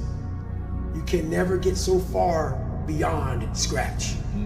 What that means is, when you accomplish something in life, if you're going to go back to scratch and go back to that $7 a month place where I once lived and visit that place for a long period of time, if you were here when you went back to scratch, you would now be here. Scratch is what makes you better. Scratch, friction, obstacles create growth. There's no friction when you're this far up in the game anymore. You think there is. The real, that's right. When you achieve so much, the friction is minor. Because why? I'm sore, I'm gonna get a massage today. I'm hungry, I'm gonna eat today. The refrigerator is always full. So your comforts are now, so your discomfort is now very minuscule to your discomfort back here in the $7 a month place. So you have to go back to the total discomfort to then raise your level of where you're at now. I'm not saying stay there and stay there. Visit it. And then you raise your level. Take a day trip. That's right. Yeah. Always take day trips. Yeah. Now, I don't have to go back and visit it. I don't have to think about it. It lives with me now. Every day of my damn life, that feeling that I had to go back and think about, I found a way to just have it.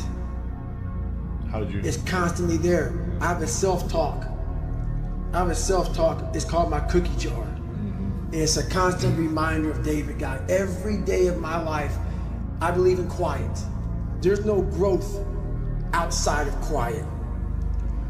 The world's too noisy. Your mind needs quiet for you to find who you are. People ask, what's my purpose? Why am I here? You're not gonna find it nowadays unless you lock yourself in a quiet room in your mind and find it. It's too noisy. For me, I could be in a busy street in New York City, horns honking, and I'm walking around with like nothing. It's me and myself in a quiet spot. And when you are constantly reflecting on who you are, where you've been, the journey you've gone through, the journey you're gonna continue going through, the feeling's always there. You don't allow the world to pull you so fast that you forget. You don't allow yourself to pull you so fast that you forget. It's not about staying in that moment. It's about you want to get to the point where that feeling follows you like breathing. Becomes a part of your life, part of your DNA. But it's made, like these calluses on my hands right now, they're made. They are now on my brain. This is now a part of me. When things start to come so easy in life, it's the perspective that 21-year-old had. He looked up at that mountain and thought, he looked at his hands, he looked at the amount of hours of pulling that Pulaski, that tool, and raking that ground, and then cutting those trees and moving them, and that hours of work. He looked at his feet and said, these old shoes would do. It's that perspective in life that we lose. And that story to most people may not mean anything. It's that story I always want to have in my life, that you cannot lose perspective of where you've come in life. If you can sit back and wait, if you can wait 6, 7, 8, 9, 10, 12 years, when you get to that point, when you finish, that's the feeling for 12 years. Let's say they wait 12 years to get there. That's what keeps you going, is you gotta feel, I'm doing it for 1 second. Being a perfectionist is the worst thing that can happen to a person. You never live. Like when I lost that 106 pounds in like 2.5 months, whatever it took me, that was the biggest trophy of my entire life. I didn't care if I graduated Navy SEAL training. I didn't care. What I just accomplished in that time frame, it's massive. Yeah. I don't know, there was no trainer, there was no like, it was funny about this, we talk about mental toughness nowadays. It's like the biggest crave. When I grew up, it was just suck it up. Yeah. It was just make it happen. Yeah. You had to figure out. It's called figure it out, man. And all these nuggets that I gained along the way, that's what it was about. It wasn't about the trident. It wasn't about all those daggone medals. It wasn't about any of that. And that's why I hate even talking about being a SEAL, you know? I mention stories. People, why you talk about it didn't define me? The journey getting there was harder than going through it. Yeah. You know? So that's the whole thing about life, man. It's that journey that that makes you who you are. The things I do in life, most of life, you're alone. You may have a whole support crew around you, but up here, you're alone. And all those feelings of pain that I had, I was in the worst pain of my life, ever. And some people think, man, you're just crazy.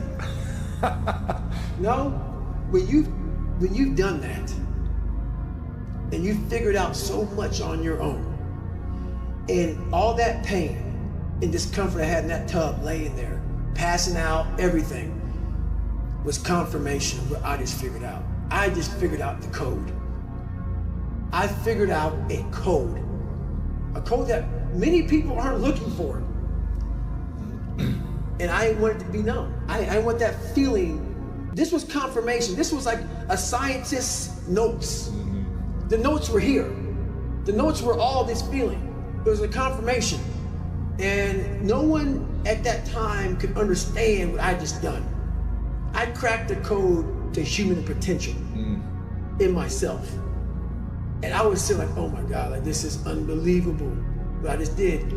So it's that quiet place. It's that place by yourself. It's those hours and years and decades by yourself in the grip of life. When life has you by the throat and choking you out, and you're sitting there calm because you're trying to figure it out. You're not panicking. You're not quitting. You're not throwing in the towel. You're saying there's a way around this. And when you figure it out, when life has you gripped in a vice, and you can figure that out, that's when you overcome. That's when you overcome. And that's why that one moment for me in that tub, I want anyone to take away from me. Try one more time. Let's go. Okay? Try one more time. Yeah. And that goes in for me. Think about this. You read the book. I didn't pass anything the first time. SEAL training, got fucked up in Ranger School, got fucked up in Delta Selection, got fucked up on a pull-up record, got fucked up in smoke jumping training, got really fucked up in school. But look where I'm at today. Let's go. So, the limit you're talking about, it's all relative. What I've done to myself, I can't even put on paper. Can't even put in words because no one's gonna believe it. So actually on Instagram, I dumb everything down because the first thing I'm gonna get is you're lying. Yeah. So I write non-truths about the truth that is much harder than that. Because I'm gonna get that right there. Man, you're fucking nuts. I love it. I think that's where we thrive. You know, Well, the thing we want to be about around this, that. You want to make sure that you know yourself. Yeah. Like I said, it's all relative. My journey has pushed me so far, so lonely in my head, and a lot of lonely, it's called the unseen work. No one knows what the David Goggins really does. You see a 1-minute snippet, you read a little book. The shit I do on a daily basis gives me that very confidence. Like I said up here, I know I've built belief that I may have failed, but building that belief knows I know I just didn't figure it out yet. Not that I can't do it, I just didn't figure it out yet. And that's what all that is. And I've also built up an insanely high pain tolerance by having that dog. That dog. I'm not trust me, man, I was born some sickly little abused kid, afraid of everything. But I built up that dog, and once you build that dog in you, man, the pain and the suffering and the lonely nights and the unbalanced, if you put the right people in that foxhole with you, you are dangerous, motherfucker. Very dangerous. Everybody thinks that where I'm at today is a permanent solution. That everything I came through in my life, that 300-pound fat pest control, non-reading, non-writing motherfucker, that person, literally, when I'm running, I don't see a skinny shadow. That motherfucker chasing me is that 300-pound man. The only thing I do now, instead of running from that motherfucker, every morning I turn around and face that bitch. And I'm like, hey man, I know you're there. I know you ain't going nowhere. But you have to control every decision you make in your life. Those demons are gonna always be there. And that's exactly why I go back to building that belief, because they always want to break you back down. It's not a permanent solution, but it's how you talk to them now. The conversation wants to be dictated by those demons. When you're fat, and you're not where you want to be, and you're not successful, those demons want that very conversation. You gotta make sure that when you go to bed at night, you're net positive. A lot of times I wake up and I'm negative. And my shit's all fucked up. I make sure before I tuck myself into bed at night, I'm in the black. I'm not in the red. So that demon may get a hold of me before I go to bed though. I make sure to put that motherfucker to bed. And I'm the motherfucker under the bed that he's fucking scared of it. So that's how you can have that mindset, man. I built a lab for my brain. I built a lab that I go back and I do a live autopsy. And I'm constantly trying to dissect why I'm stopping short of that finish line. So what happens is you gotta dissect everything in your life. There's something here that everybody has that's holding them back. That's holding them back from that one more step. Holding them back from that greatness. Holding them back from that millions. Holding them back from being that manager, leader. And until you go there, until you work with that, until you stay there, you're never, ever going to get to that next level. I guarantee you right now, I can look in your eyes. You got something deep. Life is not easy. And right now, when you go back, you need to rediscover and redefine who the fuck you want to be.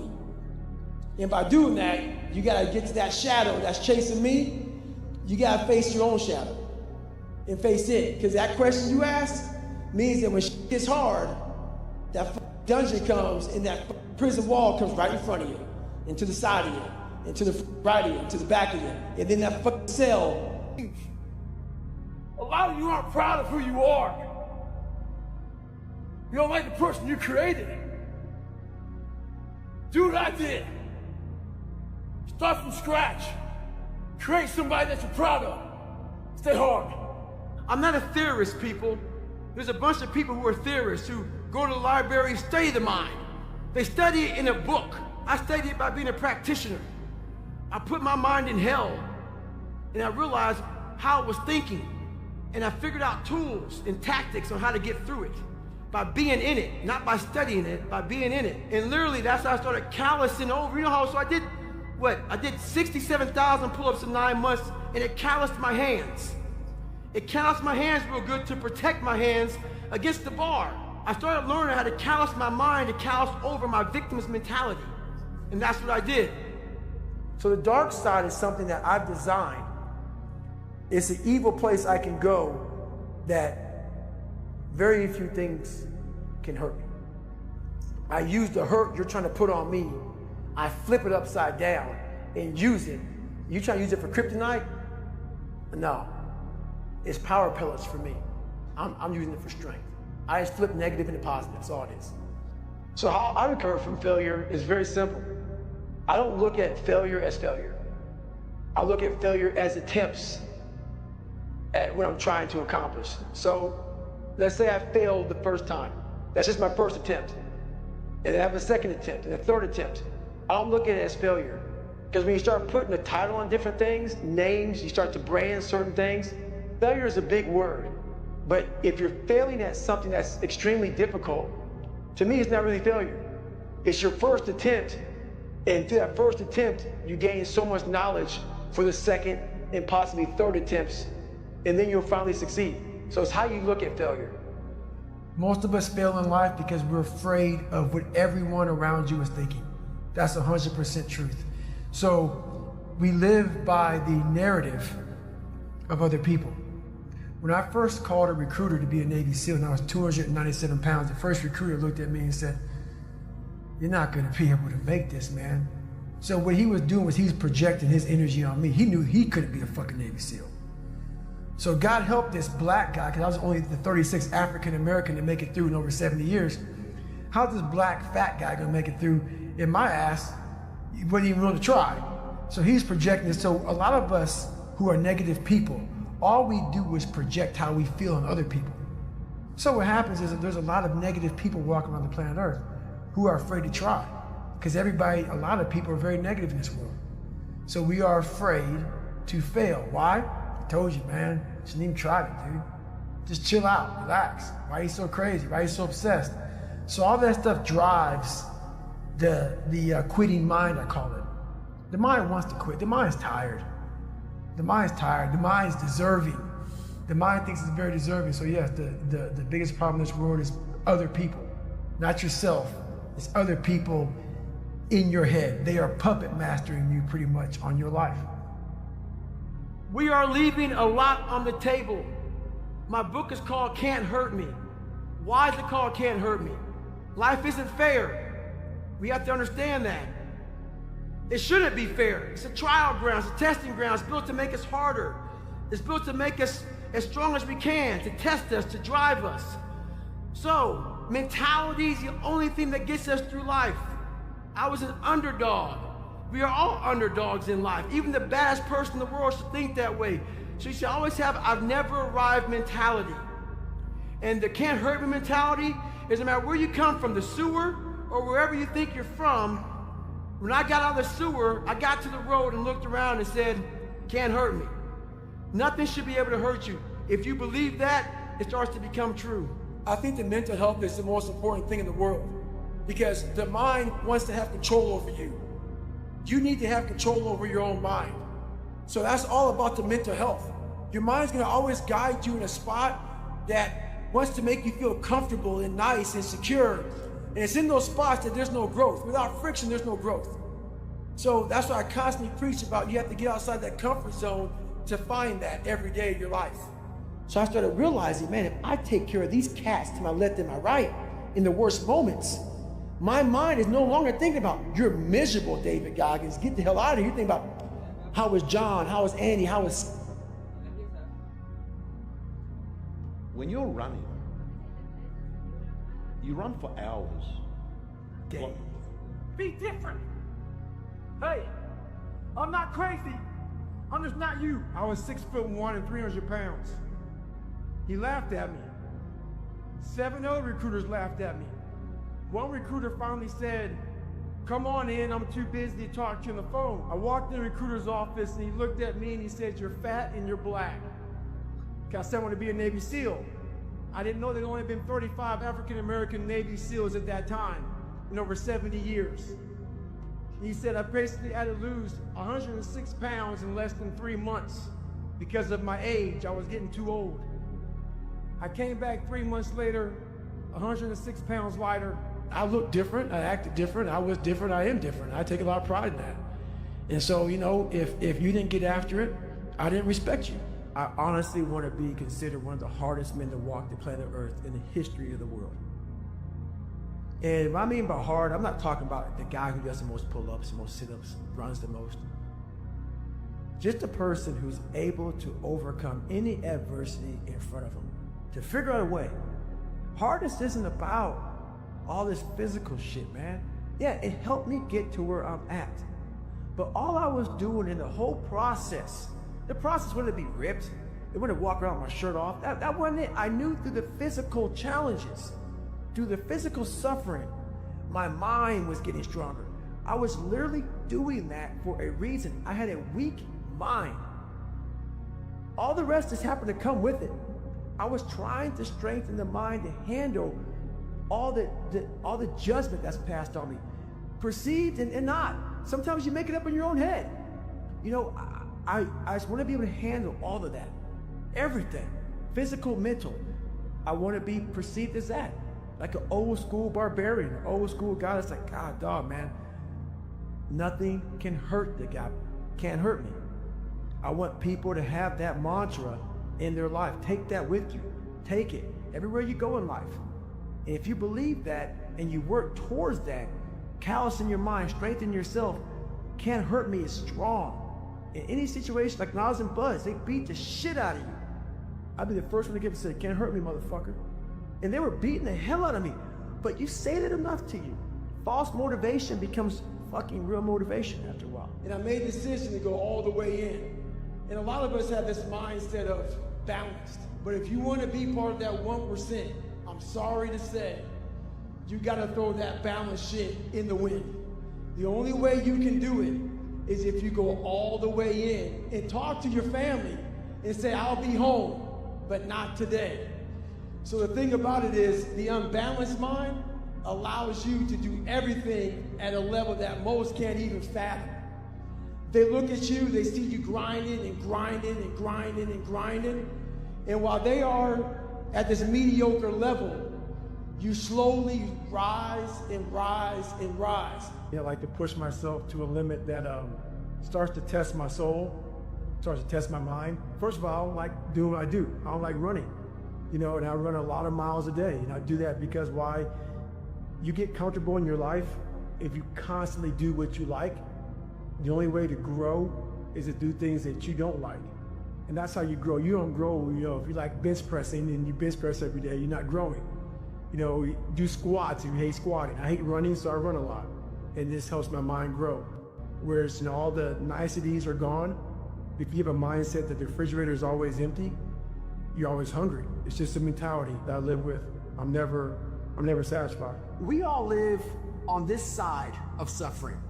On this side, this nice box that's very comfortable, that we know when everything's gonna happen. We're in it, it's good. We know how everything's gonna turn out. It's those few people who are willing to go on this side of suffering. And once they get through that, ask him how he feels now. His mind, how far he grew. In that short period of time, he grew so much more than the normal person because he was willing to go outside himself. Because on the other end of suffering is greatness. It's not over here. So a whole bunch of us, we put ourselves in this great box. And in that box, there's no suffering in it. So what we do is we shelter ourselves from greatness. So for me, for instance, I was 300 damn pounds at one time in my life. Sprayed for cockroaches, made $1,000 a month. I was living in that box. I would sometimes look over the box and I saw hell, suffering, storms, avalanches, tornadoes. I don't want to go over there, but I knew if I can get through that shit mentally, on the other side was a 185-pound person who's a Navy SEAL, went through Ranger School. Only person to do this, only person to do that, only person to do this. But that's through all that shit. All that shit I had to go through. So you peek over the box and you go back in and say, oh, I'm okay being 300 pounds, making $1,000 a month. I'm okay over here. You have to want it. You have to want to be a stronger version of yourself. I can't give you that. That's something that you have to want. You have to have a desire and a hunger and a dog in you that wants to become a stronger human being. We live in a world where mediocrity is often rewarded. And I sat there and I had time to reflect back on my life. Being bullied, coming from nothing, learning disability, messed up foundation. Life isn't fair at all. At all. So what are you gonna do about it? I knew that no one was coming back to help me. No one's gonna miracle me to be somebody special. All my situations were on me now. And solely on me. So I had to start developing an indestructible mental toolbox. See a whole bunch of people walking around out here who have no idea how talented they truly are. Now I'm talking about talent, like some God-given ability. Talent that sometimes you have to hone, you have to work on, and you have to harness yourself. And they just walk around just on their phones, just clueless to how powerful they are. If you sit in failure for too long, you will never come out of it. So the first part of my success was learning how to fail properly. You have no fucking idea how great you really are, because you are using such minimal of what you have. It became a way of living. So how I do every day is how I do every day. It's a discipline, it's a regimen, it was a choice I made. And the choice I made was, what are you willing to sacrifice and what are you willing to give up to find every bit of who you are as a human being? And I was willing to give up everything to do that. But when you put that practice in, every day you lace them up, and I don't mean run, it's just a metaphor for life. When you lace them motherfuckers up every day, pretty soon you win. Pretty soon you'll fucking win. if you have the courage and the heart and the dedication and the mindset about everybody can go fuck themselves, the heck is gonna fucking suck. And that's what I realized. That's what I realized. Life, that's why I wanted to come on here today. I didn't want to come on here and talk about no fucking passion and purpose and how to get the fuck out of bed and how to hit a fucking alarm clock and all this catchphrase bullshit. Because that wasn't how I lived. That wasn't how I lived. I woke up like every human being does and goes, fuck, man, I'm a fucking piece of shit today. How the hell is this gonna work out for me? And you fight that. And you fight that. You don't override it. There's no override button. It's the conversation in your fucking, like, in your head. So how do you do that? We don't have enough of these conversations about the real conversation that every human being is having. And they have no idea how to get out of it, but they do. It's that shit right there, man.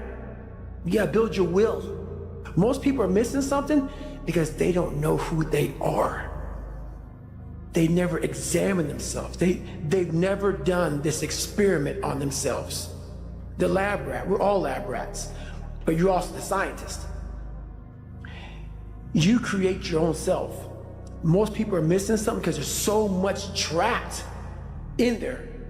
I don't even want to say potential. I think that's a word just used out too much too. There's so much in you that God or wherever the hell you believe in, or if you're an atheist, in you, that you have not unlocked. That you walk around with this gorgeous wife or great husband and all this money, you're like, God, I feel like I'm missing something. Yeah, because it's about 75% of you is still fucking in there. Still chained up because you just didn't want to find your willpower.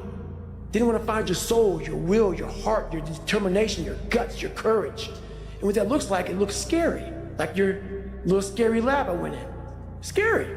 To wake up every day and say, I'm stupid, but I want to figure out a way to be smarter.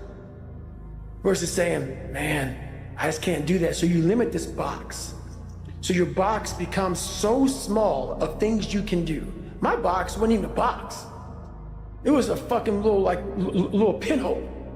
And then, through examining myself, getting some willpower, some courage, it became bigger than this table.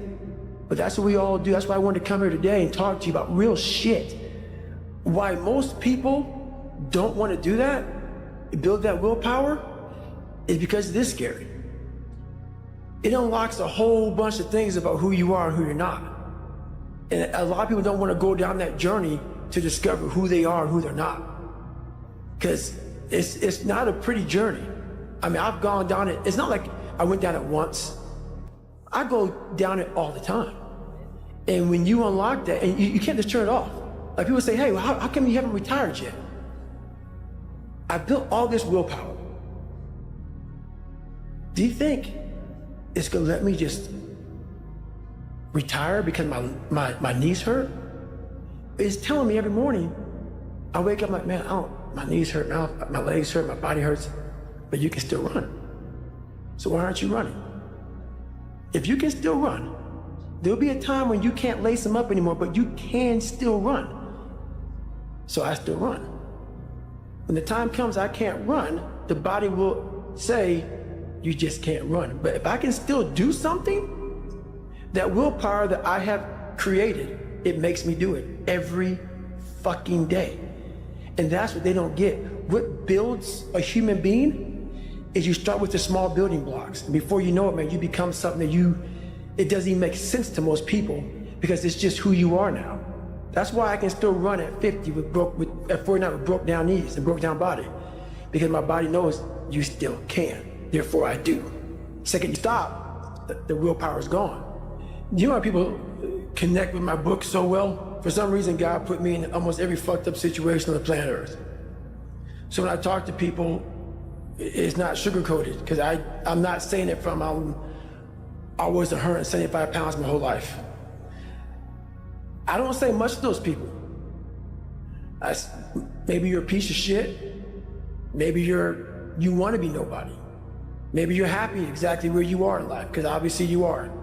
Maybe you don't have the determination to be somebody better than who you are. And if you want to live with that, I'll support you in that.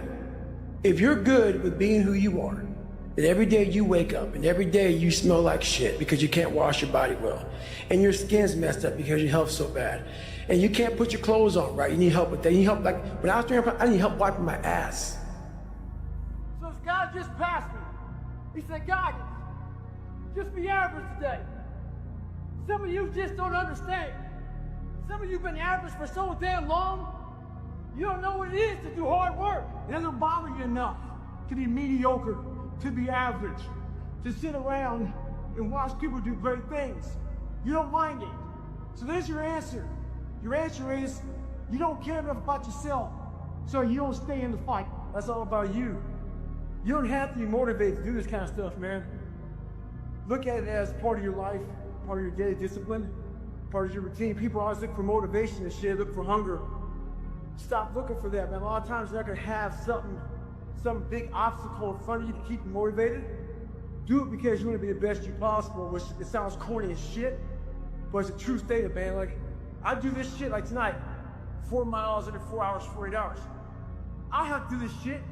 I'm going to challenge myself, and that's how you stay out of these ruts. A lot of people, what they do is they have these finish lines. And I have a saying that says, I don't stop when I'm tired, I stop when I'm done. So when I was younger, I didn't have any goals. And it's not really so much about goals, it's just a to-do list. Yeah. A to-do list. And as a human being, if you don't have a to-do list, you're gonna sit back and just fade away.